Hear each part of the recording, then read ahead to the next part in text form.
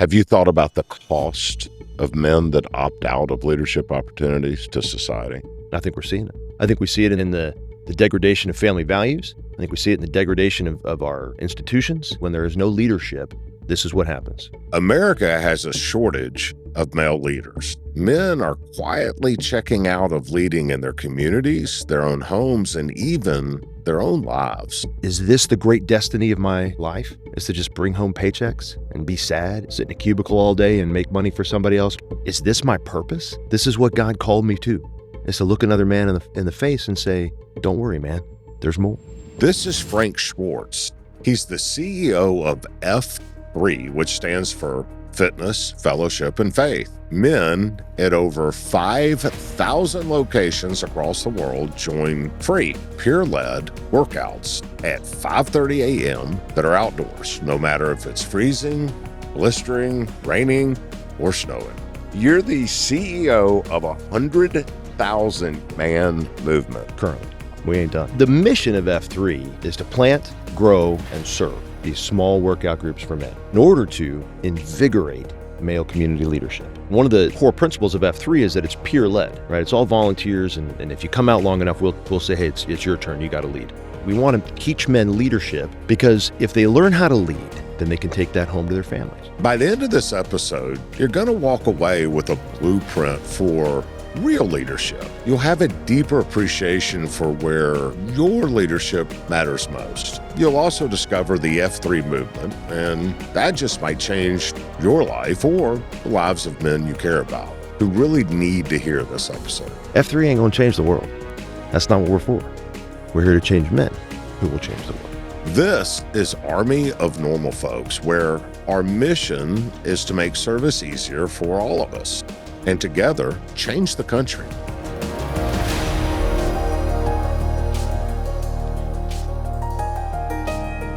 Frank Schwartz from Fort Mill, South Carolina, which is basically Charlotte. Yeah, basically Charlotte. Got it. CEO of F3 Nation, which I'm embarrassed to say I didn't know anything about until I learned about you. And just want to thank you for coming to Memphis. Oh, thank you. And don't feel bad. Some of the best people I know have never heard of us. Well, hopefully there's thousands more that will know of us in about an hour from absolutely. now. Absolutely. Pretty cool place. We're in the Memphis Listening Lab at the Old Search Tower, Crosstown Concourse, and cool venue. And we are recording with a live audience for you, Frank. So it's a special thing. I'm micro-famous, Bill. Micro-famous, that's it. And so I want to thank everybody for joining us for, what do we call this, Listen at Lunch or something? Lunch and Listen. Lunch and Listen? Yeah, for Lunch and Listen. Sorry, Alex has all kinds of catchphrases. I'm not He's up the marketing, on all right? of them. Yeah. So let's jump into it. You joined F3 for one blunt reason. What was it? To not be fat anymore. That was really the crux of it. How long ago?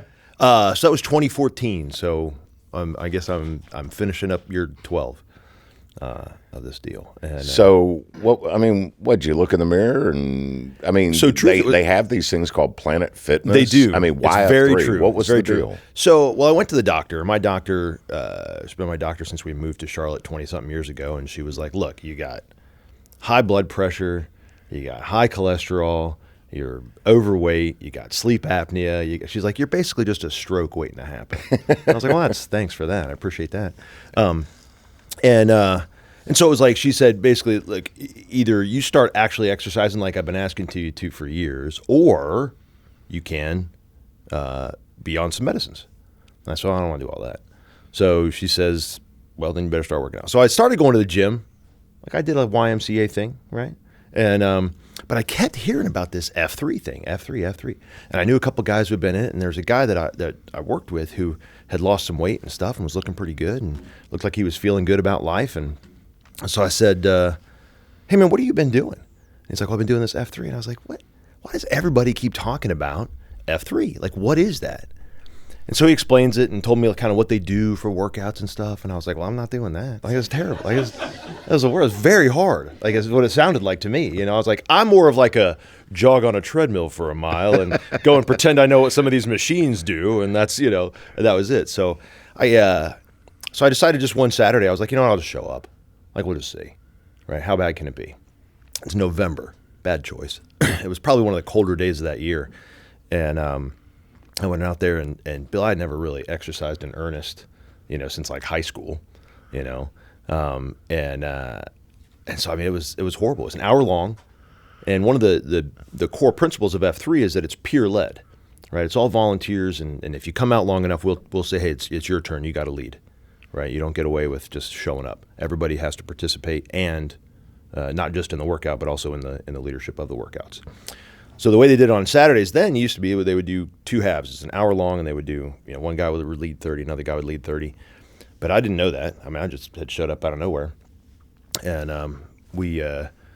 they start running us around. It's all this horrible stuff, and it's about 30 minutes in, and this guy goes, all right, man, bring it in. And everybody kind of comes to, gathers around him, and I was like, oh, thank goodness. That is over. That was horrible. Like, that was the worst thing I'd ever done in my life. And he was like, all right, for the second half, I'm going to hand it off to this guy. And I was like, Bill, how is there a second half? Like, we're all going to die. There's no way, right? And then we did the second half, and it was horrible. But, you survive. But the thing is so that, you can get a workout a lot of places, right?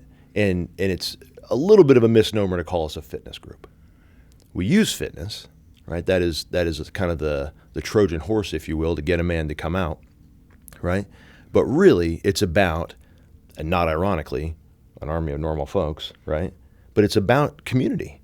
It's about bringing men together. So F3 stands for? Fitness, Fellowship, and Faith.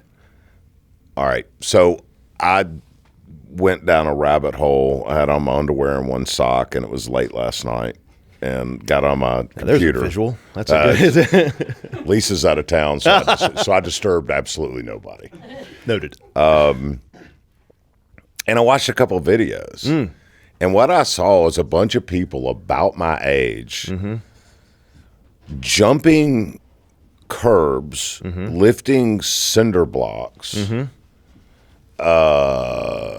doing some other stuff that looked like Jane Fonda workout from the 80s. That must have been Memphis. No, it was not. No, I'm just kidding. I'm just saying that because they're all here. and like getting a serious workout in, but just like using what was in the parking lot. Yeah. And I just started giggling, It was not what I expected to see. No. So when you showed up and you joined F3 for that one blunt reason, was that what you found in the workout? Was that kind of atmosphere? Yeah, very much. Yeah. A lot of joking, a lot of You had stupidity. to have been, are you kidding me? Oh, yeah. That's why I was like, what is even happening to me right now, right? It was a lot of it. Now, at that one, we didn't have a lot of cinder blocks and that kind of foolishness, but it's not uncommon to, you'll be running and they'll be like, oh, a rock pile, and everybody stops, and then you work out with the rocks, or, whatever, right? Fallen trees, all right? Pick up a log and carry that around, right? It's This peer-led thing sounds like it's like, okay, if I'm leading this week, what kind of stupid crap can I come up with that I'm going to make my group do? Fellas, would you agree? Yeah, that's about it. Yeah, that's about it. That actually makes it fun. Yeah, it's fantastic. It's all fantastic. right, so I gotta get that. Okay. But you have said that F3 is a men's fitness group, but it's really a clever disguise. It is. It is. Frank? Yes. What are you hiding? We're a cult. No, I'm just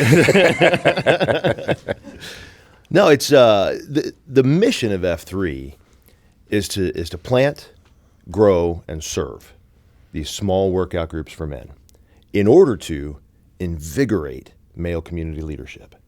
We want to wake men back up. There's a lot, and it was very true in Charlotte. It may be true in Memphis, and I know it's true in a lot of cities and towns throughout America. But men of our age, right, or similar, as you mentioned, right, in that kind of late 30s-ish to early 50s-ish, right? You mean the dad bod crowd? Exactly. Well, not me, but some of them. I know, you're svelte. I'll show you a picture later. I'm a fat kid waiting to happen, Bill. But they maybe they got a couple of kids now, right? This early stage of career in life, and probably just had their second kid or something. Somebody just had to buy a bigger car, right? Get maybe a bigger house, get out of the 3-bedroom into a 4 or 5, right? God forbid, drive a minivan. There it is. We say all the time we're an army of minivan centurions. Oh boy, that's what we are, right? So you get in this lifestyle, and pretty soon, what you find is after a few years of that, these guys who thought they were achieving, much like you, sitting in their underwear, one sock in their hand, on the end of their bed, and they go, "Was this it? Is this all I'm for? Is this the great destiny of my life? Is to just bring home paychecks and be sad and shuffle mindlessly and listlessly in and out of these giant high-rises in Charlotte, sit in a cubicle all day and make money for somebody else or whatever else, is this my purpose?" And you look in their eyes and you can see it, the hurt. I was telling guys just this morning, I can't not do this. This is what God called me to, right? It's to look another man in the face and say, "Don't worry, man, there's more. There's more." And that's really what we are. It's a leadership group, and we want to teach men leadership, because if they learn how to lead, then they can take that home to their families, right? They can take that out in their communities. They can go places and teach others to know what they know, right? To teach them how to be functional. I mean, that's why the fitness is all functional. Everything about what we do is functional, So it's speaking to those men in those situations. Certainly at first, that's what it was designed for, right? Was those men in that kind of midlife crisis-ish. You said that you believe that F3 often finds men in the early stages of their midlife crisis. We hope so. Do you think a dad bod is one of the first steps to a midlife crisis? I'm being metaphorical. Of course. Yeah. But an emotional dad bod, if you will. An emotional dad bod. Yes. Now that's interesting. Yeah. I would say all of the men, we call them sad clowns. There's a room full of sad clowns. Yeah. Right. That's a Sopranos if you watch that. But he says, Tony says, "Hey, I'm like a sad clown. Like I'm happy on the outside, but I'm sad on the inside." And that's essentially what it is. Yeah. It's that emotional dad bod. Why do you think so many men, especially middle-aged men, have never with purpose, and when I say led, I don't mean managing a business group. Yeah. True community, and that's part of what I love about F3 and really about what you guys are doing too, is that it's volunteers, right? If you got hired, as it were, to be in the position you're in, and that's your leadership, then you really are a manager, right? Somebody's paying you, you're paying the people beneath you, and that means you have the leverage and the power of them to say, well, if you don't do what I say, I'm going to pay you anymore, right? So that's managing, which isn't bad. It's a form of leadership, right? But leadership in its most pure fashion, I think, is a man or a woman with vision who can articulate that vision and then persuade others to come with them, right? Have you thought about the cost of men that opt out of leadership opportunities to society? I think we're seeing it. I mean, in terms of dollars and cents, incalculable. I think incalculable, but I think we're seeing it. I think we see it in the degradation of family values. I think we see it in the degradation of our institutions. I mean, it's as obvious. I mean, we're seeing the cost. We're seeing the cost. This is what the problem is. When there is no leadership, this is what happens. Alex, being a producer, has done his due diligence for me over the last 3 years, prepping me. Good. And he's also a data miner. And we don't have time to go into the depth of it, but basically, he found that Pew Research did a cool study that said that about a 40% approval rating of the White House, and historically over the last 8 presidential elections after 2 years, regardless of if it's a Democrat or Republican, that's about the number. So it's really not about the politics. Same number for Congress, a little bit lower number for Senate. For the first time in our history, there's less than a 50% approval rating of the Supreme Court, which is supposed to be a nonpartisan body. Yeah. Even more surprisingly, for the first time in our history, there's less than a 50% approval rating of CEOs of our Fortune 500 companies. Interesting. So we don't approve. And at the same time, the same Pew Research found that everybody knows that if they're watching Fox or CNN, 94% of respondents said they realize, depending on whose news they're watching, that it's going to be slanted toward one viewpoint or another. Yeah. And when reading social media, that at the very least it's slanted all the way to patently false when getting your news from that. So we don't approve. Mm-hmm. We know we're being fed crap. Mm-hmm. Yet the exact same respondents said they spend an average of 2.2 hours a day either listening to Fox, CNN, or on social media. I know that this poison is terrible for me, but I'm going to But let me have more of it. Like a bunch of sheep. Look, man, we continue to follow narratives that we know are crap, and then we wonder why we feel bad about ourselves, and we opt out of service and leadership because we think the world's broken because we're feeding ourselves with crap. Yeah, 100% true. Yeah. F3, it seems to me, breaks that down. We like to think so, yeah. We like to think. Because here's the thing, and to your point, I think it's really encapsulated well in our second core principle, which is that it is open to all men. All. We make no qualification, no kind of, there's no fee, there's no, number one core principle is it's free, right? It's always free, no matter what, period. And the second is open to all men. And so there is no barrier to entry. We don't care who you are. What you look like, who you worship, no who interest. You love. Don't care. How you vote. Don't care. Don't care. I was telling guys this morning, there's and these have started to crop up all over the place, but one of the original workout spots early on in Charlotte is at a local treatment facility, right? Live-in, I think they're up to 180 days now that they give for free. It's a Charlotte Rescue Mission. And a guy named John Lambert, who was my predecessor, was started that. And he says, these guys, and he was an addict, right? So he knew. He also runs a multi-bajillion-dollar construction company now, right? And so he was like, these are men that he had a heart for. So he goes and he starts a workout there. And originally they didn't even want us there. So they were like, everybody fails these guys. Everybody fails these guys. We don't need one more, great hope to come and pretend like they care and then wash out after a few weeks. And then these guys once again look at their lives and go, well, I got nothing, right? Many of our longtime listeners will understand the phrase turkey person. I'll explain it to you later when I got it. Perfect. I have a feeling maybe it's check writers, like kind of the same. Yeah. Show up on Thanksgiving, give away turkeys, yeah, and then never perfect. show back up. And then never up. show up again. And so they said, we're not really thrilled with this idea, but we'll give you a shot. Well, it's been now, I don't remember, 10, 12 years or something. We've been doing this every single Saturday. And at that location, you have men who are in the depth of chronic addiction and homelessness, right? Sometimes they've been in and out of this facility a couple of times, working out next to men literally who are billionaires. And really outside of, if you're astute, right, you can pick it up, but really they're all wearing the same t-shirt.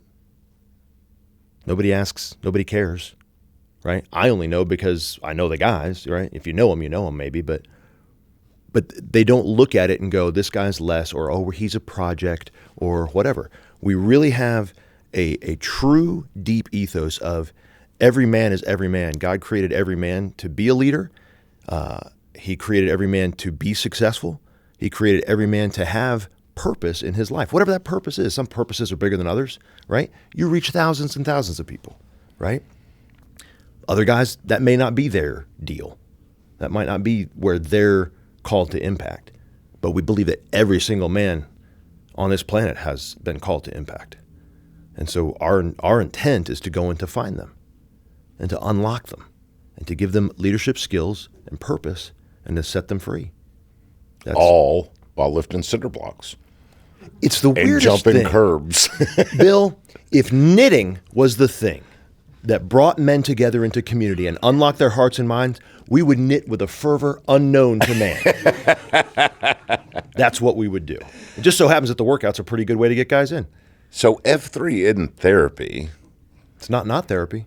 It's not therapy, but it's not therapy because you're not therapists. Nope. But it feels like it's where men break themselves down a little physically to get stronger, but they also break themselves down emotionally and become vulnerable.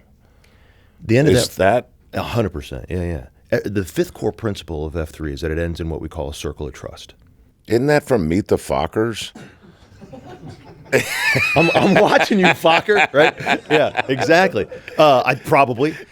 That's another thing I should say, just kind of a caveat, is every good thing we have, we stole from somewhere. Okay, good. So, and we make no apologies about it. We don't care, right? If it was good and it worked, we kept doing it. If it was trademarked, fight sorry. us. Yeah, fight us. I don't know, right? We're not making any money over here. There's so nobody, so what are you going to say? Exactly, right, exactly. November 14th, 2014, that was day one for me.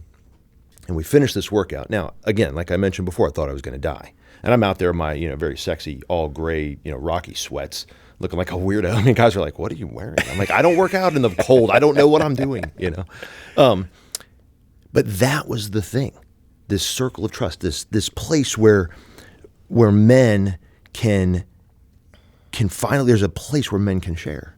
There's a place where men can be, And there was something magical about it to me.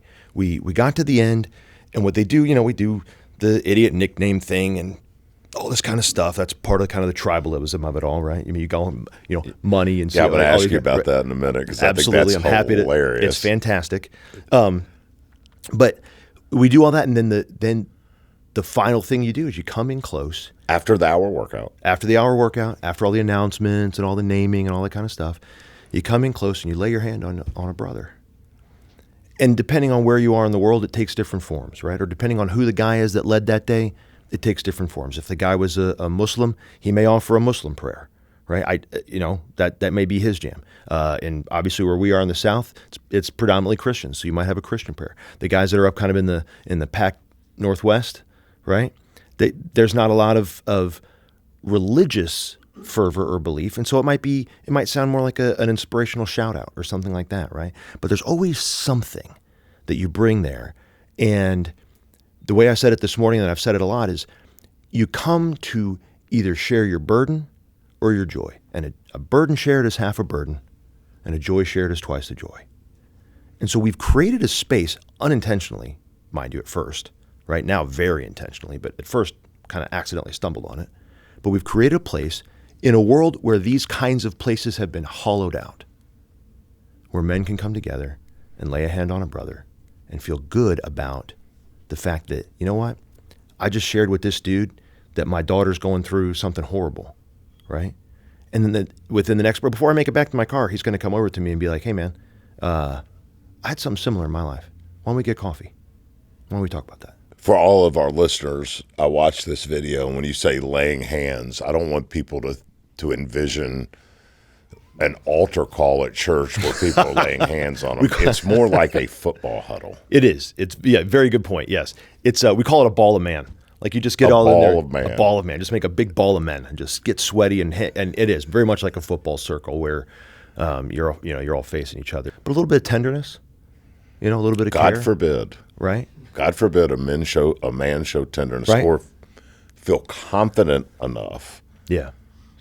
to allow us tenderness to show. Confident and safe enough. And Safe. I know Safe is a better word. and safe is a weird word in our world too, because safe spaces, and some guys get real twisted up It's about still- that kind of thing. But it's look, still right. the fact is the fact, right? I'm not gonna become vulnerable in a place where I fear I'll be attacked. Or maybe laughed at. Fair. I'm 57, and I You don't look grew a day up- over 60. What's that? No. Thanks. I don't.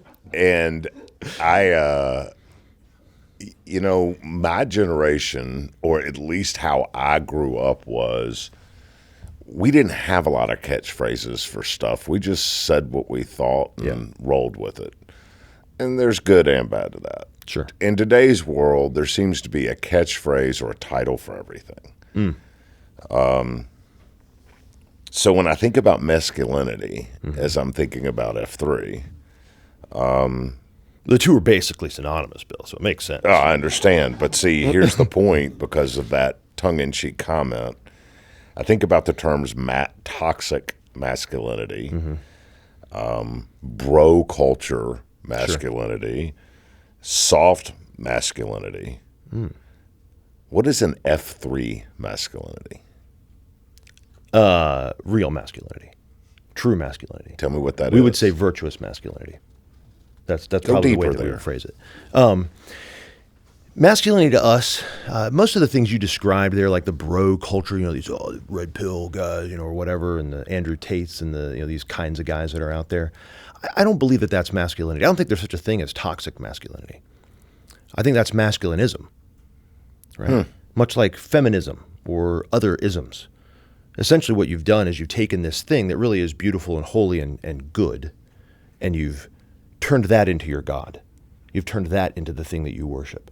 So these guys that spend a lot of time in the gym, well, sure, they do that because they worship their bodies. They think they're very handsome and very strong, and some of them are, right? And they're there to do that because that is who they believe that they are. Right? Their identity. That's right. We don't believe in that. We don't believe in that. We think your identity comes from something bigger than yourself. And most of these people who are practicing what I would call masculinism are those who believe in themselves and only themselves. You hear a lot of, self-care and, this kind of stuff. And, these guys, when you listen to what they're talking about, it's very, very damaging stuff. Very, very damaging stuff. So a virtuous man, or a man who practices virtuous masculinity, which I think is true masculinity, is a man who I think practices courageous love, full and complete self-abandon in the service of his fellow being. That's really what we're for. The reason we get strong out there, lifting, rocks and trees and whatever else, and jumping over, picnic tables or whatever, whatever idiot stuff we're doing, is because, Bill, heaven forbid, and I'm not that much younger than you are. I know you might think I am, but I'm not. I'm so good. It's so bad. It's so bad. No, honestly, I thought we were the same age. Yeah, pretty close, right? Yeah. Yeah. See, it was good. I don't look bad for 98, right? Yeah. Yeah. I can tell you with clarity, if you were in a dangerous situation, right? Let's say the car crashes and it catches fire, and you're unconscious, right? I know because I've done it. We did it this morning. I can hoist you on my back and run flat out for 100 yards, and you'll be fine. And that's who I am. I'll tell you a story about that, actually. Not about carrying somebody, but this idea of kind of the masculinity we're going for. So I have this bad tendency to sort of stop for folks on the side of the road. My wife says it's dangerous, and I go, you got to go somehow, right? But if I see somebody in distress, I just, that's part of who I am. I can't really help myself. And this is a few years ago now, but I stopped one time, and it was just a car stop, flashers on. I can see people in the car, so I pull over and I'm gonna get out to help or whatever. Now I'm not a big guy. I'm not like a menacing presence or something. I'm not a big fella, and I didn't play college sports or anything. But I'm not. It's just a random dude like getting out of his truck, walking back toward your car. You might be a little weirded out, right? Well, it's the beauty of it is it's a clearly several generations of family in here, right? The lady driving the car will look like probably her mom and probably her daughter in the back seat. I start walking back toward this car, and she hops out and runs up, and she's like, "Oh, thank goodness." And I was like, "Oh, yeah, are you guys okay?" And she says, "Well, we've had people pull over, and I just kind of waved them on." She says, "But this is truth. I saw your F3 sticker, and I knew that I would be safe, and I knew that you would help." Wow. Now, part of that's the blessing of being in the Charlotte area, so a lot of people know what F3 is. But in my mind, Bill, that's masculinity. That's a great story. The truth often is. Were you able to fix their car, or you just I ended up having to give them a ride. Okay, good. Yeah, I know. Now, real masculinity would be like, "Oh yeah, and I fixed the car and I changed the tire." No, I walk into the car and I'm like, "Car broke. I don't know. I have no idea." Right? Car broke. Yeah. I have truck. Yeah, exactly. So I gave her a ride, whatever. Right. So we got him home and got people called. But yeah, but that was the point. You talked about the location that had billionaires and formerly incarcerated folks working out together. Yeah. That was kind of the passion project of your founder. Right? Not the founder, but yeah, another guy. But yeah, another guy. I mean, that's the beauty of it too, right? The founder didn't think of that. Just somebody in the crowd had an idea. With that perspective as background, talk about some specific friendships that that are from two dissimilar worlds that now lead and serve and are friends with one another specifically because of F3? Man, I'll be honest, that's a long list. Give me one. It's a long list. Well, I'll tell you what. Yeah. Give me one of yours. Ooh, that's okay. I'll do that. That's probably easier even. So one of the things we believe in F3 is in shared leadership, right? No one man can run anything. It kind of helps avoid a lot of problems. You know, you don't get this kind of cult of personality. Like, I can't choose to do anything without, kind of this group of men that I've selected to come with me, right? We share leadership. Well, now early on, I didn't do it this way necessarily because, first thing you do is pick some of your buddies, like-minded guys, and you think, it's fantastic. This will be great. We'll hang out with our buddies. We'll make decisions about things. And I've learned over time that is a very ineffective way to lead a very large volunteer group. So there's a guy named Scratch and Win. I presume he has a real name. Scratch and Win. First of all, I get that that's like a lotto card. Yeah. But I can't help but think of a dude, Scratching. Win. Scratch. Oh, that feels good. I win. Yeah, exactly. Yeah. I can't wait to share that with him. Scratch and Win. But John Horton, he actually is now he's our only employee, right? He's our fundraising guy. He's the only one who actually works for us. Everybody else is volunteers. But anyway, he's a guy who has very different political leanings from me, let's say. And that's one of the things that we love to fight with most in this country, right? Fight with those kind of people that are opposite of us. But I specifically asked him to come and serve with us and be a part of the team because I know how different he is.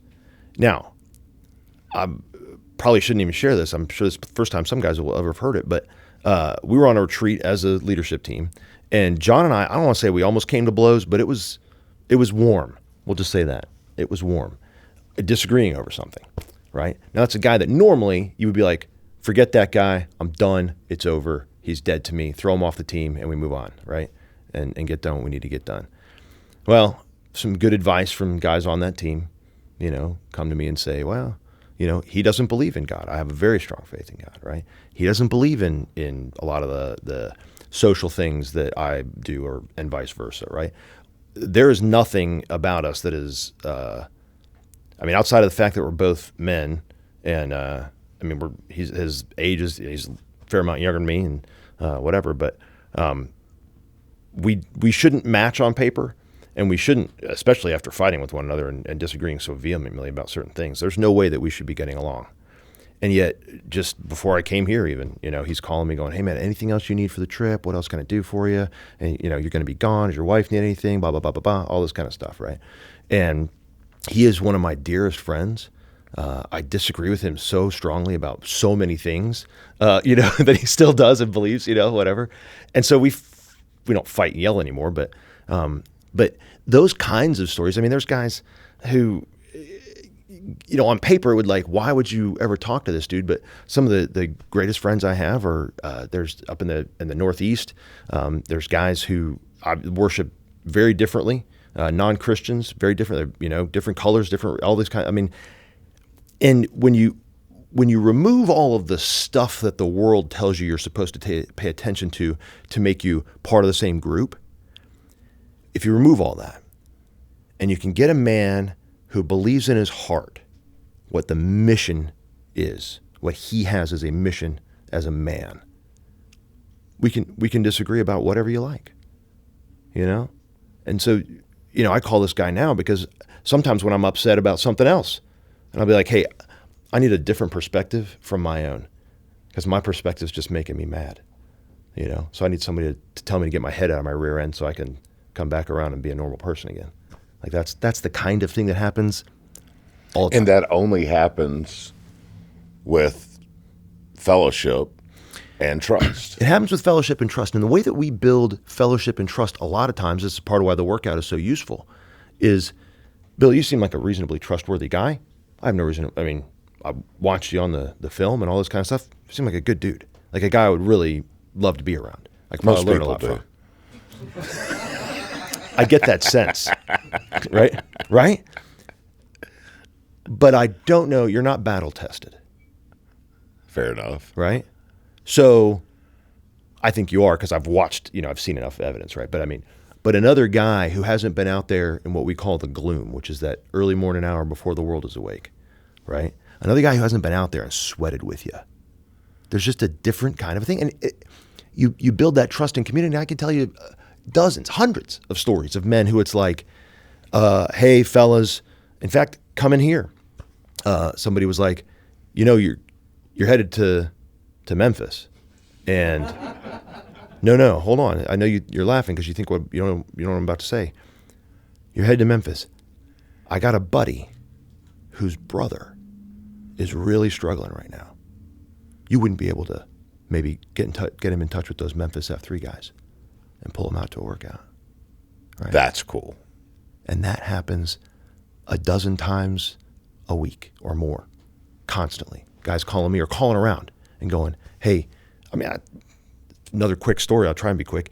I'm in the middle of St. Louis at a totally different thing, right? I go to the airport and idiot, right? I see a woman sitting on a bench at the rental car place crying. And I'm like, I should just not get involved here. Like, why? I don't know what is wrong with me. Ma'am, are you okay?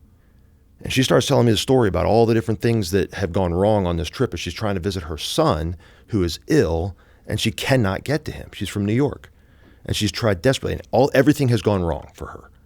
And I'm like, well, what are you here for right now at this moment? I need a rental car, but they won't take my debit card because I only take credit card, blah, blah, blah, all this kind of stuff. I don't have a credit card. Okay. So what is it you need?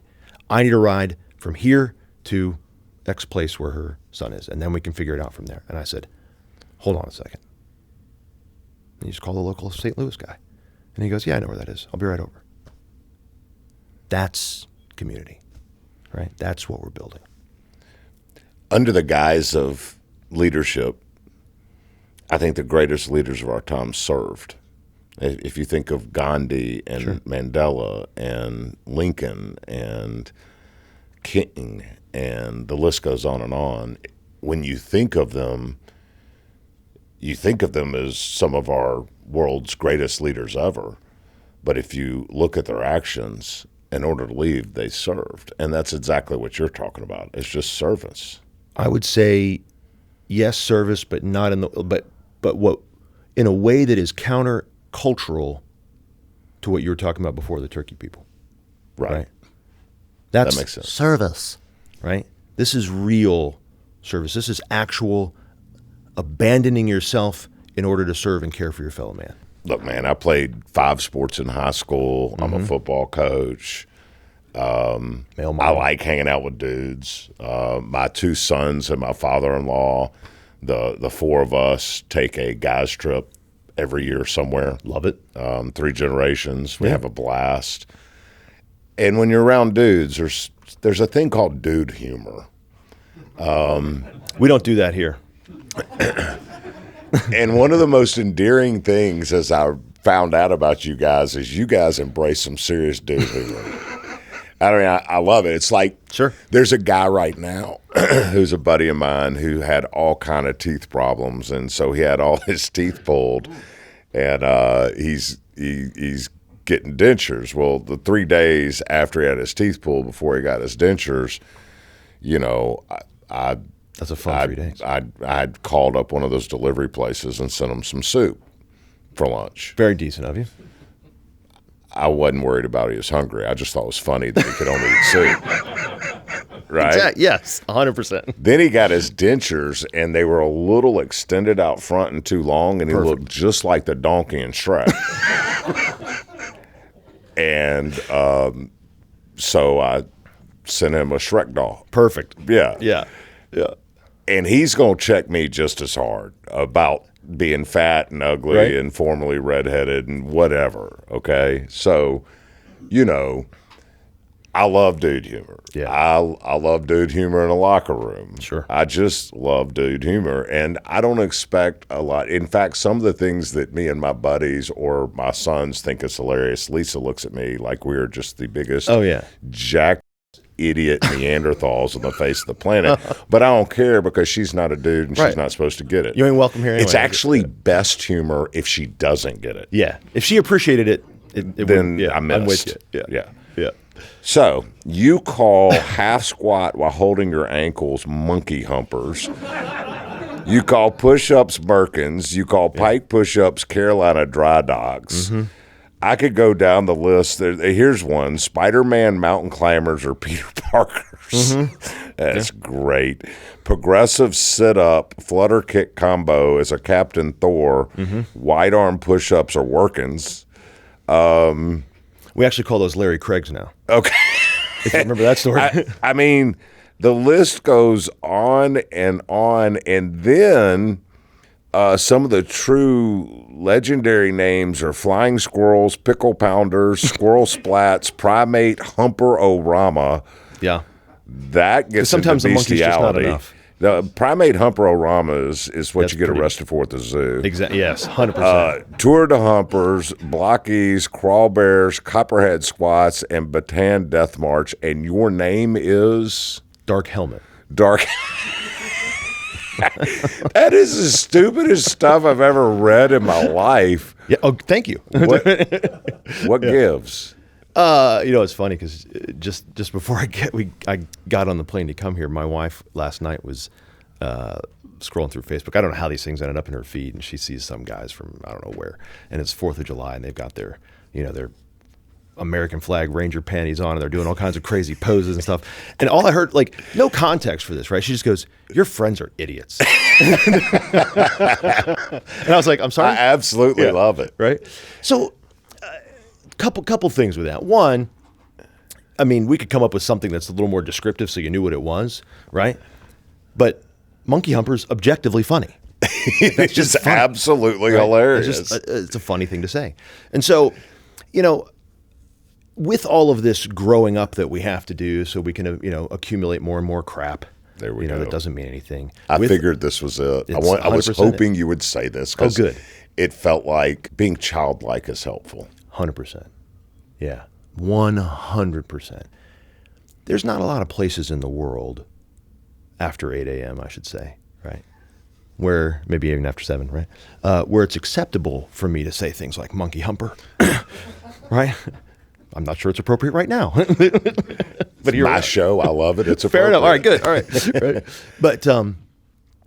But for a guy who has felt caged, where his heart has been locked up for whatever reason, maybe he grew up in a tough world. Look, maybe he has to make a living and his boss sucks. Could be any of those. Could be all of those things, right? When I say a tough world, I was going to say, like, you grew up without a dad, right? Sometimes we used to say, we wish we grew up without a dad, right? I mean, it's a thing, right? We all come with it somewhere, and it keeps us locked up. It keeps us protected. And this is a place where, man, we don't care what you do. We don't care how you act. We don't care who you are. Just come be. Just come be, brother. You know what I mean? Like, And everybody gets a nickname? absolutely. Oh, Yeah. boy. At the workout. You're not getting one before you leave here, Bill. I got it. If I'd have showed up at 5:30. If you'd have showed up at 5:30, you'd have gotten one. What is going down range? And why is that so special to F3 guys? So downrange is a lot of what it sounds like, right? It's going someplace that wasn't your house, right, or your home area. And so we go downrange, like I'm downrange right now, right? I'm in Memphis. What's special about that for me is, I mean, look what I get to do, And so when a guy, I mean, not everybody guy goes downrange gets to do this, right? But I get to hang out with some of the best men that the world has ever had to offer. And I get to hang out with them, and I get to talk to them. And Downrange feels like it's how you say to your F3 guys. Outreach. That's interesting. I would say that's not the way that we intended it, but I'm going to steal it now. Good. Right? Because when we say downrange, it just really means that you posted at a workout someplace that wasn't yours, right? Somewhere away. I got right? it. I see. And the special thing about that is there's a workout. So like that a wasn't where Memphis you F3 are. guy that happens to be in Birmingham or Yeah. Charlotte or pickup Right. place, and they just go hang out with those F3 guys when they're in town. And say idiot things. And that's part of why it's so cool, because it's Do they like, show up and say, "My name is Yeah. Squirrel Jumper"? Yeah, 100%. I Yeah. love that. Yeah, my name is Squirrel Jumper, and he knows exactly what a monkey humper is too, right? Right? Yeah. You're the CEO of 100,000. Yes, that's right. Listen to this. F3 100,000 man movement Currently. currently, We ain't done. and you're paid nothing, Correct. and you have to pay your bills, so you have a full-time job. Mm-hmm. I know what it's like to have a full-time job and then run a football team in the hours they're posting it. I imagine your world is 70 or more hours a week if you're running this organization and having to provide to put food on the table and pay that rent. And serving my church and Yes. all that. So are you nuts? Oh, yeah. Okay. Yeah. It's a lot, isn't it? It is a lot, but you know something? But I feel like I have figured out a way where most of the things that I do and spend time on are part of my calling. They're part of my mission. They're part of my personal purpose on this planet. And I tell people at work even, my job. They're like, man, you have the best freaking job in this company. Because I do like culture and engagement for this little software company, right? And I'm like, yeah, it's because I can't not do this. This is what I was born for. This is what I was made to do. And I'm a very optimistic guy. Really? I know it's hard. Yeah. You don't really get that from me. But like everything that comes into my life, I feel like is manna from heaven. I feel like it fell there. And all I get to do is just every day I get to go out and pick it up. It's crazy. You watched Undefeated recently, so Yes. I guess you know that my father left when I was young. Mm-hmm. My mom was married and divorced 5 times. Yep. None of them stuck around. By the way, my dad was married and divorced 3 times. And Well, if I'm you're about on to your get there. third, it's your fault. Okay. It's And that was my question, Yeah. is your first example of masculinity was your dad. Yeah. So I don't mind asking this question because my business is on the street, so let's put yours there too. How about it? Sure. How did that relationship shape the kind of community you want to cultivate for men? I think that's a good question. I think that it largely defined my purpose. When I talk to guys about finding purpose in their life, I say a lot of times there's patterns that you can find, right? That's all P words, right? There's patterns you can find. There's things you're pissed off about, right? There's people you're supposed to serve, but one of the big ones is the pain, is useful pain. And so for me, my dad was around, and when I was younger, he was, it was funny, he was a happy drunk. So when he was drunk, it was actually better. But then our faith indicates that you don't drink, right? So when he would stop drinking, he was horrible. We'd always be like, maybe you should just leave the church. Like you should just go drink. You're much nicer. Or become a Presbyterian. There you go, right? Would have been much better. I'm a for him. Presbyterian. Everything's okay in moderation. There you go, right? Yeah. But yeah, so grew up in a house where, literally he'd say things like, if you're lucky you don't work for me, I'd fire you. You're like, what kind of thing is that to say to your kid? I mean, that's bananas, right? Nothing you did ever was good enough. Not one chance. My dad's what I used to call a $1,000 man. Like, what's that? Well, it's a guy who you hand $1,000 to, and he goes, you only had 20s? It's the people that I say you could make it rain golden eggs and they'd about the litter. Exactly. Yes. That is quintessential Doc Schwartz, right? I got it. And so growing up in that environment, I think, it's like anything, man. You can go one of 2 ways, right? I could believe it all. I could take it all. I mean, I did for a lot of years, right? And then eventually you just kind of go, I don't think this is how I want to be. I don't think this is how I want to do this. So when I look at my life, I don't want F3 to become a projection of my, weird childhood garbage, right? I don't want that. But I do believe every man has weird childhood garbage, right? So I want it to become a place where it doesn't matter. I mean, it's part of the idiot nickname thing too, right? You name a guy with, big ears, Dumbo, right?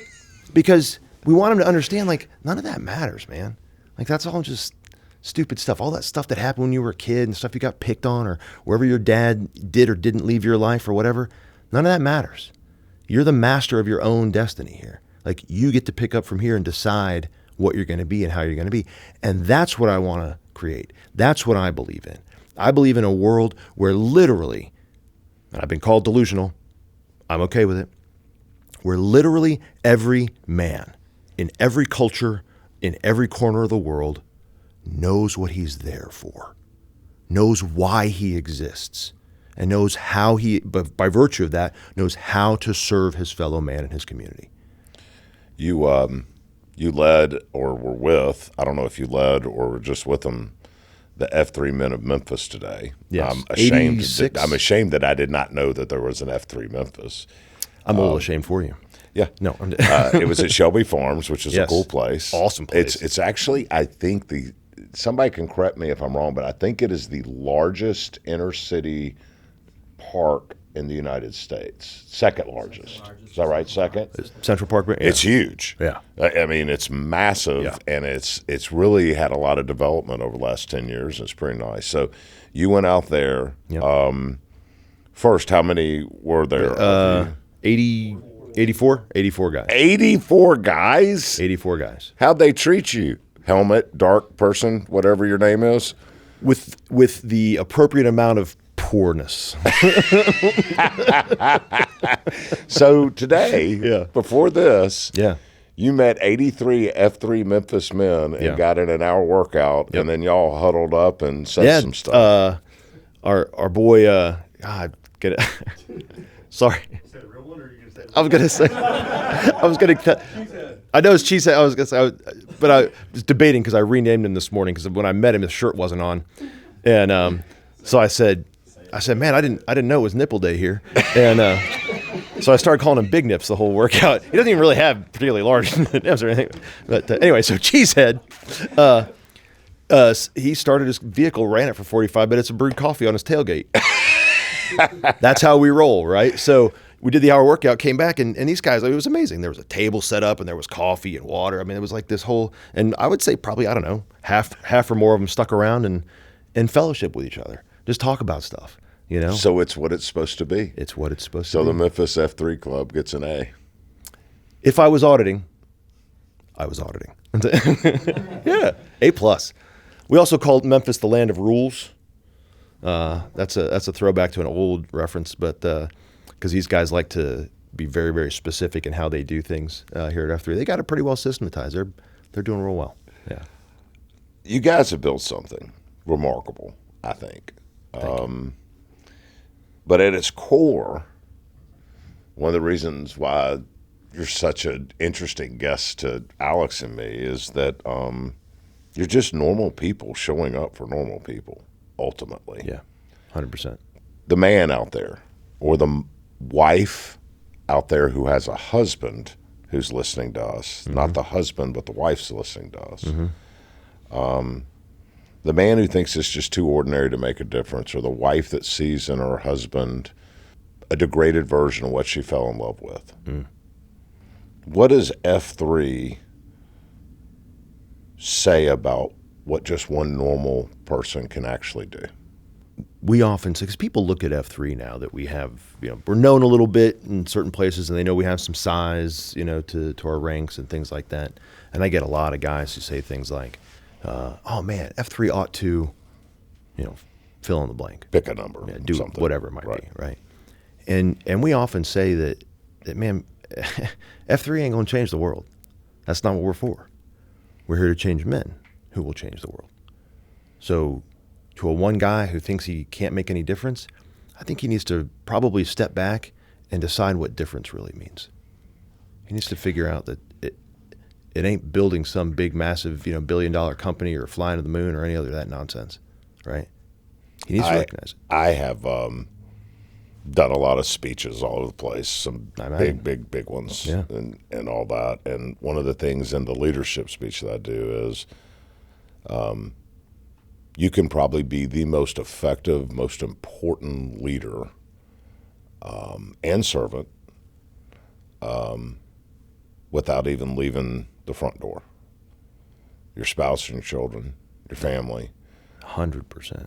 And you don't have to be part of any big 501c3 or anything to have profound effect. And I know that because I lack that leadership in my own life. And I love what you're doing because I can see a man after joining F3 and being involved for just a short period of time, I can see him feeling better about himself physically, better about himself emotionally and spiritually. And I got to believe that is most clearly reflected at home. 100%. 100%. In fact, I say it a lot, and I feel like I'm not quite getting it through to everybody yet in F3, but like, if you're not taking everything that we teach you out there about leadership, about the principles of the workout, even things like, like our third core values or third core principles that we work out outdoors no matter what. Rain, sun, doesn't matter. None of it. Doesn't matter, right? No matter what, we're outdoors. That's just a thing. And every man has to just, assess his own risk and decide whether or not he wants to be there. Now that's up to him. But all those things that we teach you about becoming more durable, right? The fitness is functional fitness. I want to know that if I have to pick Bill up, I can, right? I want to know that, even down to something stupid like if the plane is late and I got to carry all the bags and our family has to run to the next gate or something, right? I can do that. I'm strong enough to do that. I have the mental durability to do that, right? If you're not taking all of those things that we teach you home, then there isn't any point. There isn't any point. The family is the basic building block of society. How the family goes, society goes. And how the man in the family goes is how the family goes. And that's just facts. Guys, we got about 10 minutes left. Would love, and obviously there's some F3 people hanging around in here. One or two. Some of them are giggling, especially when we talked about the nicknames and the monkey humpers and all that. Anybody got a question for Mr. Schwartz? I keep wanting to say Shorts. Mr. Schwartz. Icecapades. Thank you for coming. Tell me that's not a great name, Bill. Icecapades? Icecapades. That's pretty good. Icecapades. Long story there. We can go into a different time. Coach Bill, any Thursday morning, 5:30, right out here in front of Crosstown Brewery, open invitation. I love it. There it is. You have one There you right go. here out front. Every Thursday morning, right there on the street, right across from the new How many satellite. guys do you have usually show up? Anywhere from 1 to 20. That's great. And it's when you're the one that day, you get to measure how you've built yourself by forcing yourself to put yourself through 45 minutes of monkey humpers. That's a good one. I never recommend Which is a workout really that's only embarrassing 45 now. minutes. That'd be bad. Dark Helmet. Yes, sir. So one of the things we talk about is male community leadership. Yes. And that manifests itself, obviously, we talk a lot about in our personal relationships. You got a new nickname, by the way. Our family relationships, but it also is into the community as a whole. For example, here, I think it's about once a month, we feed or work at a homeless shelter for men. Can you talk about any of the other initiatives some of the other regions have taken on? Sure.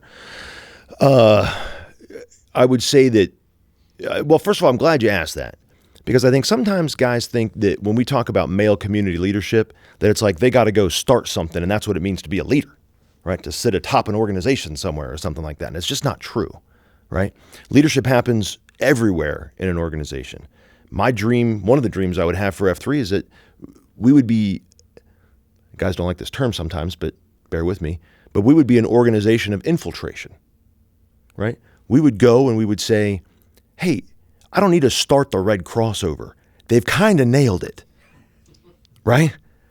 But I bet they could use some help in leadership. And I got a willing mind, a strong back, right? And I know a couple things about leading people to make them more effective.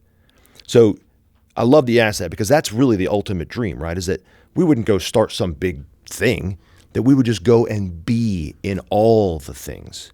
I used to say all the time, I'm not sure I'm going to be satisfied until I see our logo in every boardroom in America and all the halls of Congress and everywhere else, right? Then I'll know that we're getting somewhere, right? So to answer your question, there's guys like in St. Louis, they've decided that human trafficking is kind of their deal, right? And they raise tens or maybe even hundreds now of thousands of dollars every year for a couple of their local charities that deal with that. Alcoholism, recidivism. I can't think of a more masculine thing to do than to protect vulnerable young women. 100%. Yeah. That's as masculine as it gets. I love that. I had no idea what you just said, but when you said it, I'm like, makes sense. Yeah, that makes sense. And the funny thing is, with F3 being the way that it is, the way that it's structured, right? It is completely decentralized, right? I am the leader. It's loose, right? I can't tell these guys what to do in the morning. I mean, they don't pay any money. I can't revoke their charter. I can't. I got nothing, right? So the only way that they would lead or follow anything that I said is because either A, I have a more superior vision to another man. I'm better at articulating it and better at persuading them to come along with me, right? That's the only way that this means anything. But the guys on the ground are the ones who decide. They're the ones who use the things that we teach them to then go and do the good in their community. So as an example, this human trafficking thing, one of the guys who helped set it up in St. Louis was like, it's not good enough to leave it in St. Louis.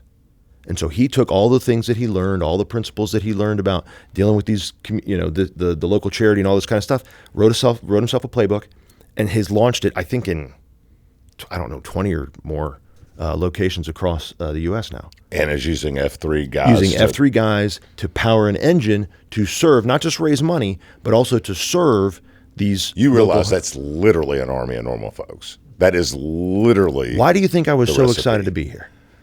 Because you got to meet Alex. Which one's he? Yeah. Any other questions? This is Rabbit from F3 Memphis. Dark Helmet, what's the best piece of advice you've ever gotten? And Bill, I'd like to hear that from you as well. The best piece of advice I've ever gotten?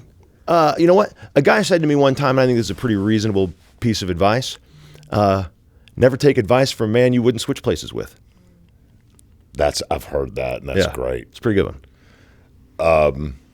Best piece of advice I've gotten, and we don't have time for me to tell the whole story, but I alluded to it earlier, is it's better to do nothing than to be a turkey person.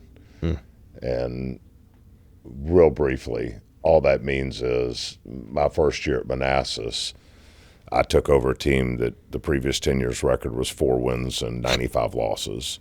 Now I had 17 kids on the team, and midway through my first season there, we were 3-3, and I think that's pretty average. But when you've won 4 games in 10 years, they thought I was a fat redheaded version of Lane Kiffin or somebody, right? So they're yes or no sir on the football field, but it was pretty clear that we needed to start coaching things other than football, like character and commitment, integrity.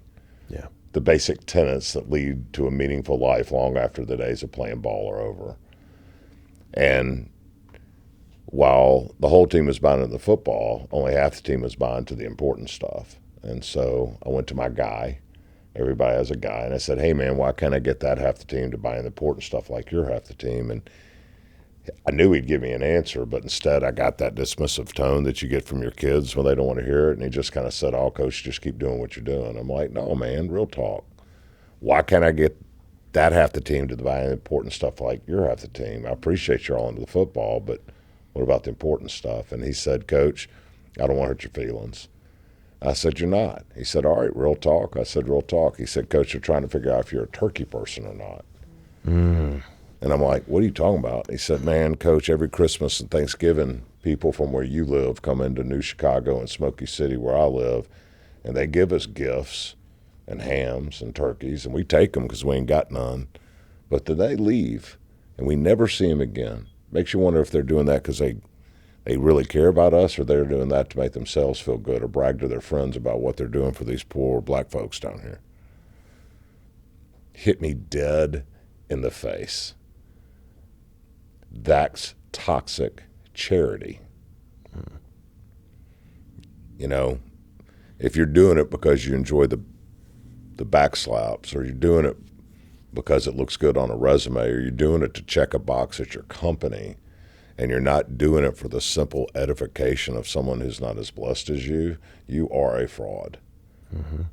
And that's what a turkey person is. And the best advice I've probably ever been given in my life was from an 18-year-old kid from the hood who was basically saying to me, do it for the right reasons and be consistent, or don't do it at all.